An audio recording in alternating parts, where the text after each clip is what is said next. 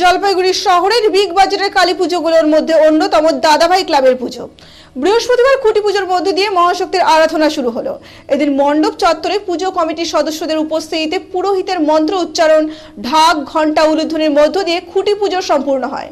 দাদাভাই ক্লাবের সম্পাদক তপন ব্যানার্জি বলেন, প্রতি বছর তাদের ক্লাবের বিশেষ চমক থাকে কালী পুজোর। এবছর 47তম বর্ষে পদার্পণ করলো। এবারে পুজোর বিশেষ আকর্ষণ চীনের বৌদ্ধ মন্দির।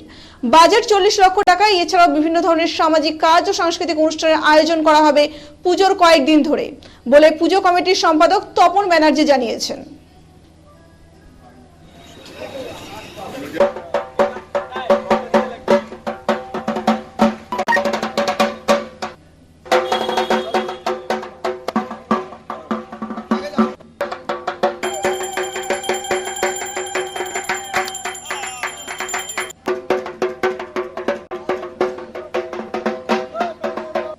ক্লাবের কালী পূজা মানে বোঝেন একটা উন্মাদনা, উদ্দীপনা শহরবাসীর মধ্যে এবং ক্লাবের সদস্যদের মধ্যে তো বটেই।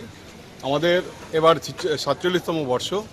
এই 47তম বর্ষে এবার আমাদের আকর্ষণ থাকছে চীনের বৌদ্ধ মন্দির। চীনের বৌদ্ধ মন্দিরের অনুকরণে সম্পূর্ণ প্লাস্টিকের চামচ, বোতল এবং পাইপ দিয়ে এই মণ্ডপটি নির্মিত হবে।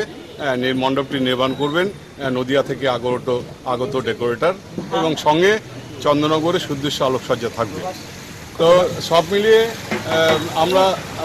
মিলিয়ে আমরা আশা করছি যে এবারের আমাদের 2024-এর দাদাভাই ক্লাবের কালী পূজা মণ্ডপটি খুব সুদৃশ্য একটা মণ্ডপ মানুষের সামনে উপহার দিতে পারবো এবং মানুষ শিল্পীদের যে শিল্পকলা, সেই শিল্পকলাটা অনুভব করবে এবং সেটা আমরা উপস্থাপিত করব চীনের বৌদ্ধ মন্দিরের মধ্য দিয়ে।